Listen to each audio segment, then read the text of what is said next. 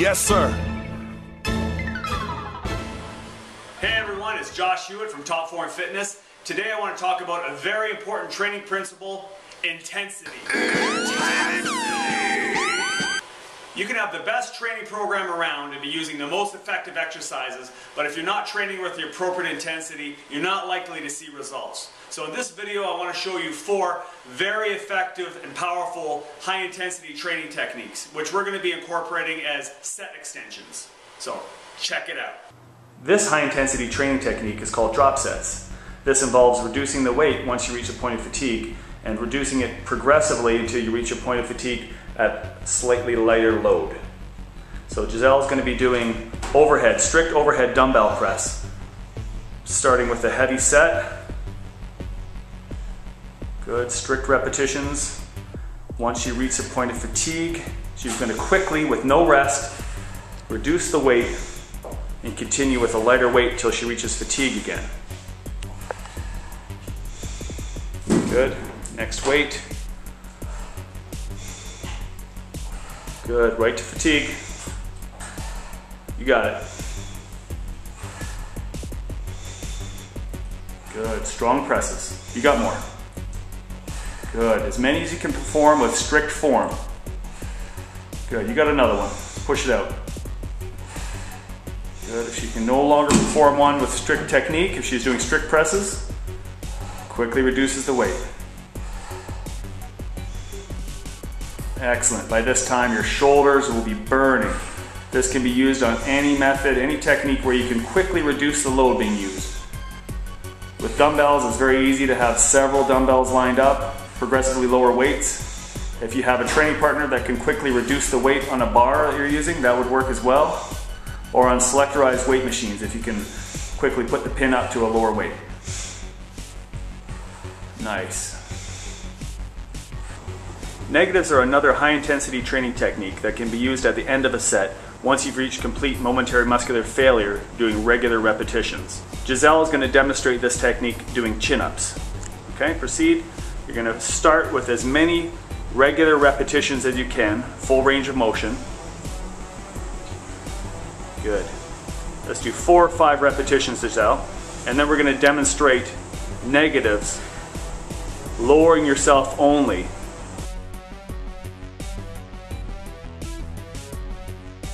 Performing the eccentric portion of the lift. Okay, so she's reached fatigue. Now she's going to either step up or jump up and lower as slow as possible under control. Try and make the negative portion of the lift last at least 5 seconds, up to 10 seconds. Good. And you're bypassing the concentric phase by stepping up or jumping up and lowering yourself under control, forcing yourself to control the eccentric portion of the lift, the negative. Okay, let's do one more.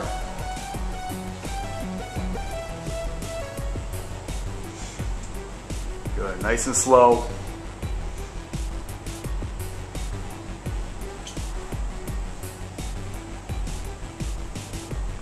Done.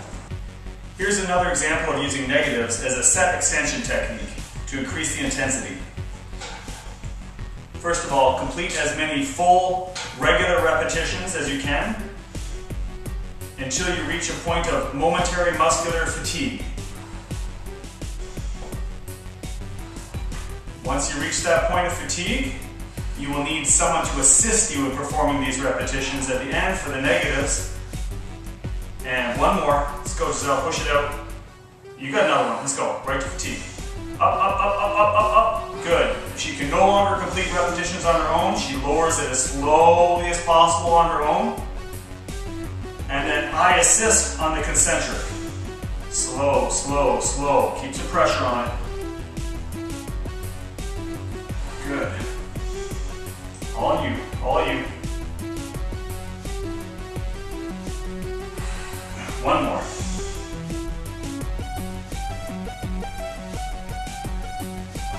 Good.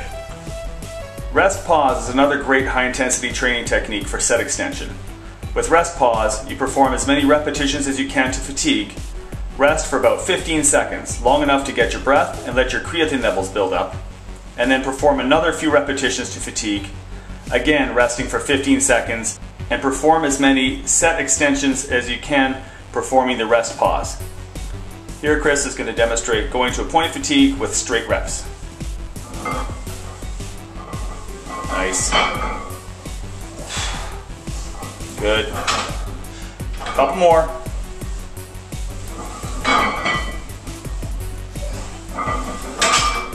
Strong finish. Let's go. So if Chris were to have reached a point of fatigue, he would now be resting for about 15 seconds. Deep breathing, letting his creatine levels build up. About 5 seconds left. Get ready. Couple seconds. And go. Now he'll perform 2 or 3 reps until he hits fatigue a second time. Nice. And at which point he will rest, pause again. Let's do that one more time. You have about 10 seconds left. Get your breath, get ready,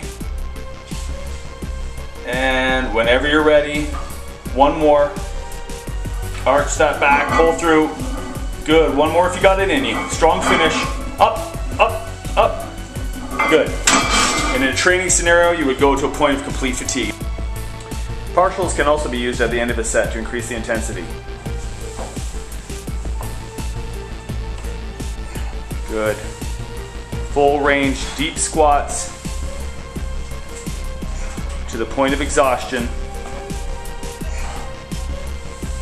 Once you reach fatigue, you can continue performing repetitions in a half range because your body is stronger in that shorter range of motion.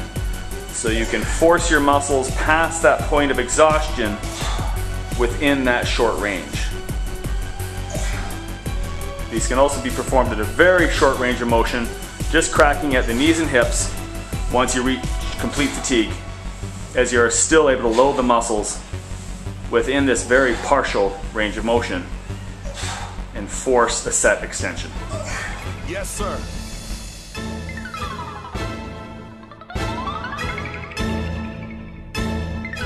What?